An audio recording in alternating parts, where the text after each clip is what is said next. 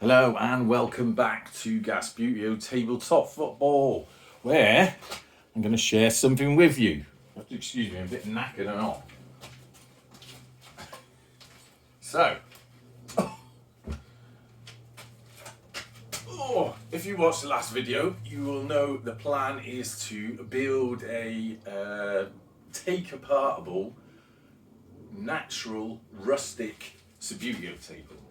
Now, this is a 6-inch square, about a yard and a bit long piece of pine.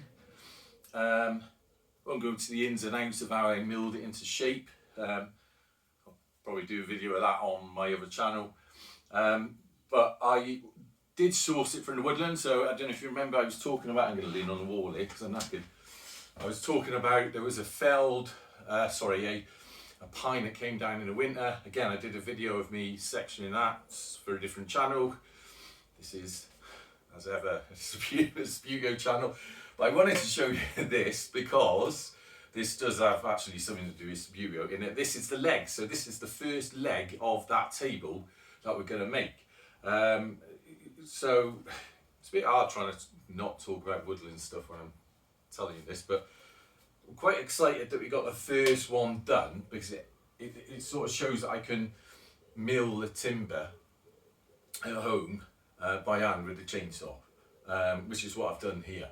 So there's going to be obviously 4 of these legs. They are going to be sanded down. It's very rough hewn at the minute, but I'm not going to over perfect it because the whole point of this collapsible Subbuteo table is it's a bit rough and ready, and it's a bit sort of it's got that natural vibe for it. Tripping over things. What I'm trying to create really is something that, when you look at it, it's almost at odds to the perfection of the Subbuteo table. So if anything, hopefully it looks good in its own right, but it is going to be sort of very rustic. Because I think I explained, I don't have any sort of plant milling machinery. I'm doing it all, although I'm using a chainsaw, I'm doing it by hand, like measuring it myself. And there are nicks and scars and bruises and slight off squares in it, and that's just the way it's going to be. That's kind of how I want it as well, because it's going to have some natural limbs in there for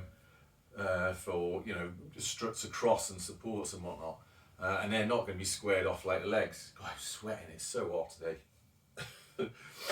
So yeah, I think the two things will offset each other. So you'll have that lovely, clean, crisp table in the middle, and then a sort of rusticy wooden table around the outside. And this is obviously the first part of it. So I've still got 3 of these to do.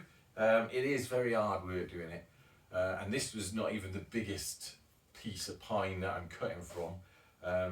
But I just want to share with you that progress is being made. Now, also, talking of progress, let's get that out of the way. God, still heavy. Talking of progress, yeah, the seated terrace that is going to go here, also have made some progress on that. So, probably the next video, is it going to be the next video? Next video is going to be, I'm putting it in place. I'm waiting at the moment for one element. Now, if you've been following that along, which is almost a year I've been doing it now, you know that I've been trying to make it relatively low cost. I mean, that's the general ethos here. So it's built out of MDF, which MDF board, which really costs very little if you buy it. But there's one element that I want to put in there to make it sort of stand out a bit that I do have to spend a bit of money on. So it's going to cost me, I think, about 20 quid. I saw what it was, and I'm going to put that in, and it's going to sort of give it something else, an extra dimension. So as soon as I'm able to get that, I'm going to install all that, what I'm doing, and then the next video for the seated terrace should be, albeit without fans in there, because I haven't got them yet, it should be putting it in place. So that will look quite nice. And then we've got to decide what we're going to call it. We've got the sort of blue and white terrace, we've got a Thatcher's terrace. I've got an idea what I want to call this new one, but we'll talk about that in the next video. Anyway, Rovers beat Oxford on the weekend, 1-0, thank you very much, we'll take that. Won't make any comments about snakes, there's plenty of online places you can go for that. But that's great news as well. Seems like we've got a reasonable start to the season. Very early days yet, but it's looking promising. So, until next time, up the gas. Oh, and I probably will have to do a Subbuteo match at some point just to pull us back into the actual Subbuteo. All right, anyway, up the gas.